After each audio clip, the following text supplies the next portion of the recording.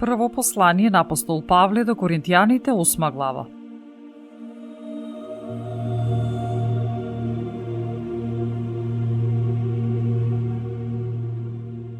Што се однесува пак до месото, клано за идоли, мислам дека сите имаме знаење. Но знаењето возгордејува, а љубовта надградува. Ако некој мисли дека нешто знае, тој уште не осознал како треба да знае. Ако пак некој го љуби Бога, Бог некој го познава.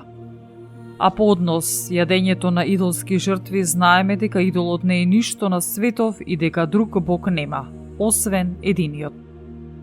Зашто макар и да има така наречени богови, било на небото, било на земјата, како што има многу богови и многу господари. А сепак, ние имаме само еден Бог, Отецот, од кого е се и ние сме во Него, и еден е Господ Исус Христос, преку кого е се и ние сме преку Него. Но тоа знаење го нема секој. Некои според досегашната навика за идолите го јадат месото на жртвите идолски, а совеста нивна им се осквернува бидејќи е нејака. Храната не приближува кон Бога. Ниту добиваме нешто ако јадеме, ниту нешто губиме ако не јадеме.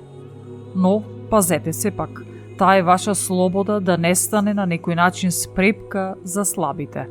Зашто ако некој те види тебе, што имаш знаење, како седиш на трпеза во идолопоклонички храм, нема ли неговата совест, бидејќи е нејак, да биде поттикната да јаде идолски жртви?